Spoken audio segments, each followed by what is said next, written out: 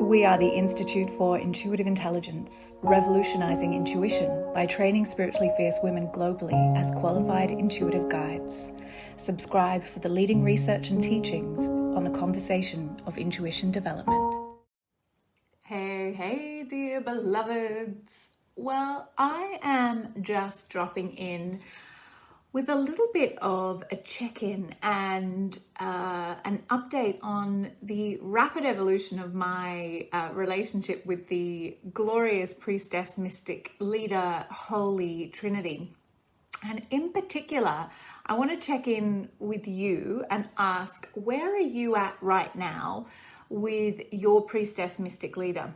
Which phase are you in? And I'll give you a little bit of background on that because it's been landing really beautifully, and I want to, increase the power that women on this path of sacred service have to serve, to increase your power to serve, and understanding which phase of our Priestess, Mystic, Leader, Holy Trinity we're in really helps us magnify or increase the potency of whatever phase of service we're in. So let me break that down a little bit.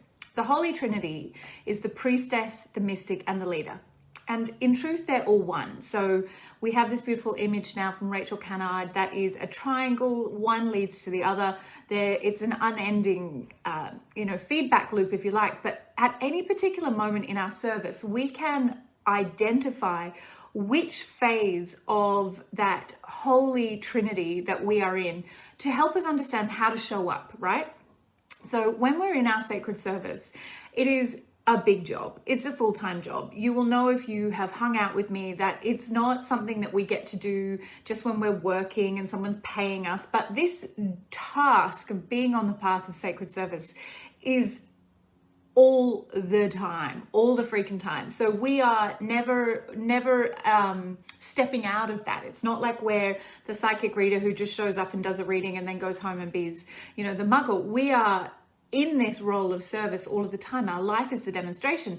And so my task is to support women to sustain themselves on that path of service. How can I support you to recognize what you need, when you need it, and how to get it?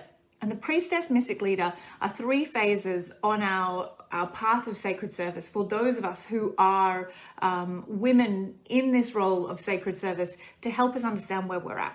So how do we figure out which phase we're at? Well, this is just emerging and it's exciting, but I'm going to show you what I know so far. So who are you right now? That's what I want to ask you to ask yourself as we check in. So this is like a little bit of a self-assessment here. So when you identify where you're at, you're going to be able to figure out how to show up in your life, what you need and what you need less of. So the Priestess. Now, the Priestess is like the one who is sharing all the memes like, you go girl, every day is a new day to start again, just forgive yourself, keep going, you're doing a really great job. She is your inner cheerleader, right? She is that self-authority. She is the one who's authorizing you to show up on this path of service when others are saying, just get a muggle job or just go and, don't try so hard. Why do you think you've got a special purpose? Just be like everybody else. And you're like, no, actually, I do have a special purpose. I need to show up to my infinite nature. I am on this spiritual path. And so you've got to be really, self-approving because the world will say, just be ordinary. And in our Priestess phase, we are doing this for ourselves, but we're doing it for others, right? So if you're in that phase right now and you really feel like you need to be offering to yourself or to others this, come on, we can do this, we've got this, that inner spiritual authority, that absolute, the right to show up to this path, the right to choose service over self, and that fearlessness to wed ourselves to that path, even when the world's saying, just go ahead and be ordinary. You do not have to try so hard today. You are the one who is cheering yourself on and everyone else in this conversation. So that's a really good way to notice if you're in the Priestess, is if you're in that phase of really wanting to support yourself, to support your community, to gather everyone together and say, come on, we can keep going. The world may look like a big fat mess, but actually we're doing a really good job. And what does the Priestess need? Well, the Priestess needs to have that sisterhood. The Priestess needs to have those around her, that community around her right now. If you're in your Priestess phase, it's a really good time to go live and to share and to, to say, come on, let's gather together.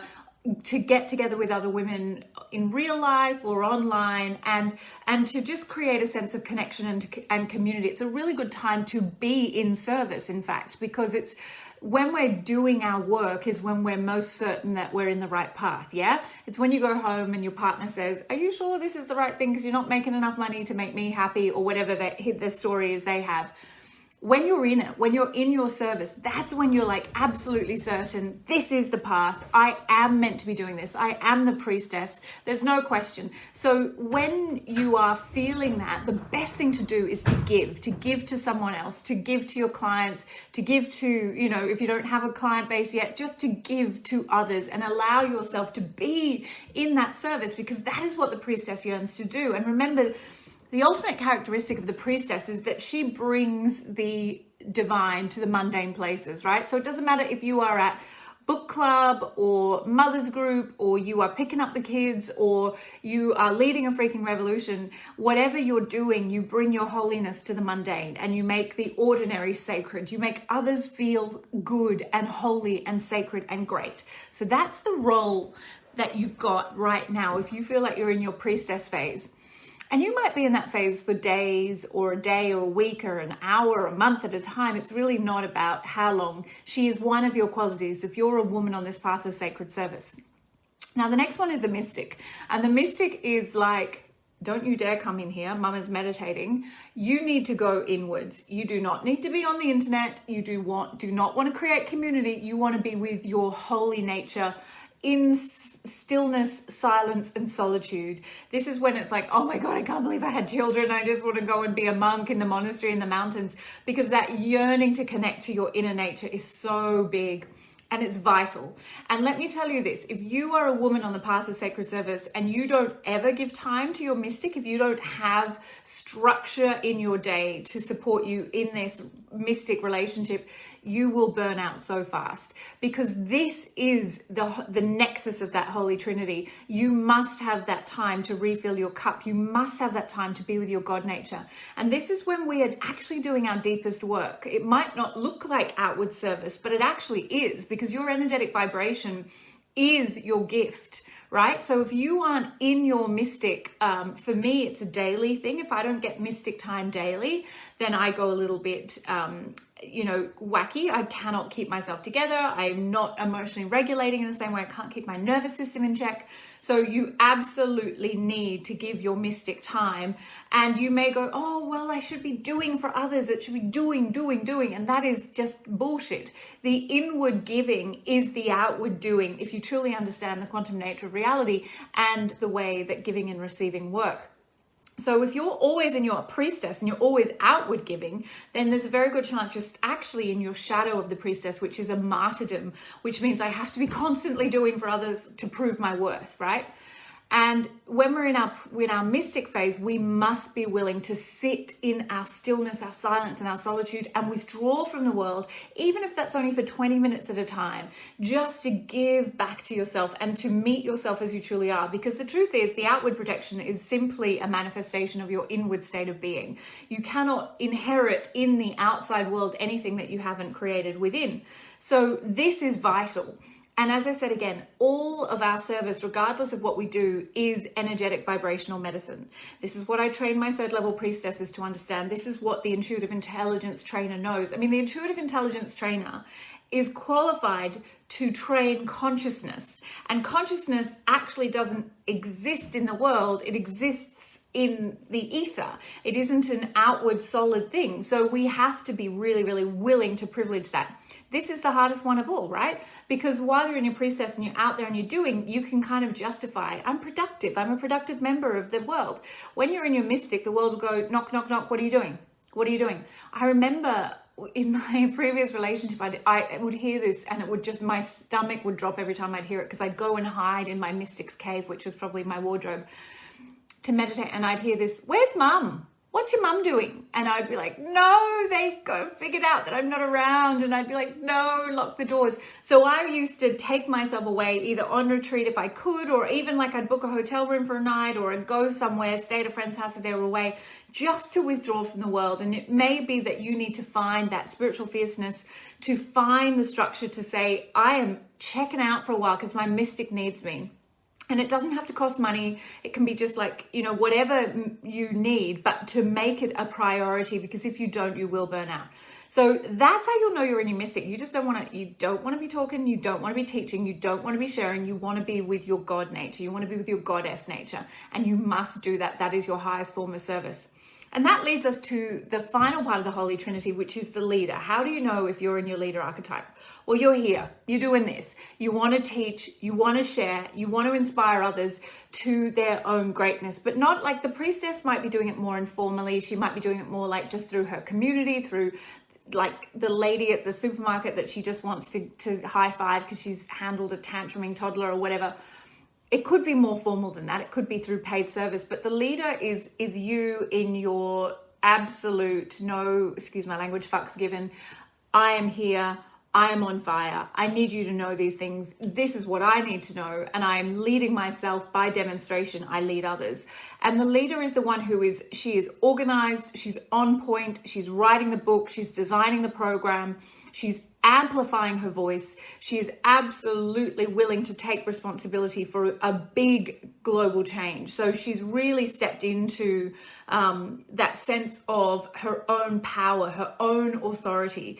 And the priestess is the precursor to that, right? So she's not able to step into this externalizing her authority if she hasn't stepped into the internalizing authority. So the priestess is the internalizing authority who says, yes, you can pursue your soul nature. It is absolutely appropriate for you to do so. And yes, you should actually do this as your main job. This should be how you make your money. And yes, you should be successful at it. And when it comes to the leader, she is the one who's like, I got over myself and I'm doing it. And I'm just getting out there and I'm not worried about your opinion of me. I'm not trying to make things right for anyone else. I'm simply present to that absolute sense of responsibility that I carry to do this on behalf of all. So we can see the leader as a final point, but she really isn't, because the leader needs the medicine of the priestess and the mystic, because a sacred leader without a mystic is just a, narcissistic despot, like we see so many global leaders being. And without the humility of the priestess, who is that interior champion that, yes, girl, you've got this, you can do it. Because beneath that, in the shadow side, is that absolute fear of lack of self-worth, that I am not actually good enough. When we reach this phase of the leader, what we're wrestling with is not this fear of, am I good enough? It's like, am I actually going to burn it down because I am so powerful and I am so potent? And how we manage that, of course, is the humility. It's going inwards. It's the mystics practices. So we need all of these elements together in their balance in order to be able to step into all of them. But the leader really is that place of being unafraid to amplify your voice and amplify your role in the world. And this is through formal and informal channels, but it's absolutely that sense of sovereignty, that I'm not here for myself alone. And that willingness to really step out. I wrote some notes about the leader. I did a training on this last week, but these ideas are really evolving really quickly. And I'm very excited about that. It is that sense of global responsibility. You've overcome the belief in separation. You've overcome that belief that you are one at all, like it alone. You are one, you are oneness, and that's the place you operate from. And so once again, the leader doesn't necessarily have to have the loudest voice or the biggest platform, but her actions are motivated by that sense of, I am doing this for the greater good. And that will mean sometimes you take on tasks that feel so big, not necessarily like global big, but big for you where you're at and your available time. And I've got kids and I've got a partner and I've got a house to clean and And this is where you find that inner fire of the leader who will say, you actually can do this. And because of the quantum nature of reality, you will find the time and the world will cooperate and your service is needed in this really big way. And it might be, standing up against something that's wrong, or it might be creating something new. It doesn't really matter, but it is that there's a power to her, there's a sovereignty, and there's a willingness to do on behalf of all. So that is something I really wanted to share with you that is landing big time for me. And this is, of course, part of the third level training. And the third level is a meta program. And what I mean by that is it's designed for those who already potentially have practitioner or modality training in something else, but are yearning to go deeper. And you don't want to just add another modality to your list, but you've got this yearning to, I've got more power in me. I need to find a way to unleash it. I need that structure, that mentoring, that scaffolding. I need to be pushed to create a bigger vision for myself and for my life. But I don't want to go and study another modality. I don't want to do another weekend workshop. I want something that will take over my whole life. And believe me, the third level is that program. For a year, you really give your life to this program. You walk into the temple of the third level and hand your life over, because the reward is so powerful, because it is overcoming that belief in separation, that low self-esteem. It is absolutely about stepping into that authority, that priestess, mystic leader. You have to have all of them, and having a program of whole of life change, wedding you to your intuitive intelligence to increase your power to serve. So no matter what you are, healer, coach, reader, mentor, this is the meta program that will increase the potency of everything that you've done before and wed you to this holy trinity of archetypes. And it's so important that we have this level of training, because most of the training available to us is modality based, whereas this is immersion in a theory and a praxis. Yes, you'll get new tools. You'll get amazing consciousness engineering tools. You will learn how to train the intuitive intelligence of those you serve. But the bigger picture of that is that you will be deepening into your sense of your own sacred power. And that is what matters. Interviews are open for a few more weeks, strictly limited times available. We have a very serious cap on numbers because it's such an intense program. We can only take a certain number through each round. I will share the link if you would like to book your interview. The only way to know is to book an interview time with me and spend time with me, because I need to assess your readiness, not your CV, but your energetic readiness. And you need to get to know me and find out if I am the right person to guide you in this next phase of your evolution. This is the accelerant, and these are the archetypes that guide us through it, and it's exciting work. So use this as a tool. Figure out where you are at today, and don't be afraid of, oh my God, I'm in my mystic, but I need to be my leader tomorrow because I'm giving this big presentation. You call her in, right? These archetypes are not passively there. You can activate them as well. The important thing is honor where you're at, give yourself what you need, and then call in whoever you need to do whatever's coming, because they will be there ready to serve you just as much as you're ready to be of service. I'll share more on how you can call in those archetypes in the coming weeks. And of course, I'll be putting this out as a mini program soon, because it's such exciting content. But it is part of the third level, and it is how you really make that whole of life change to become the most potent version of whatever your service is in the world. So much love to you all. Thank you for hanging out with me on this glorious Monday here in Melbourne. All my love.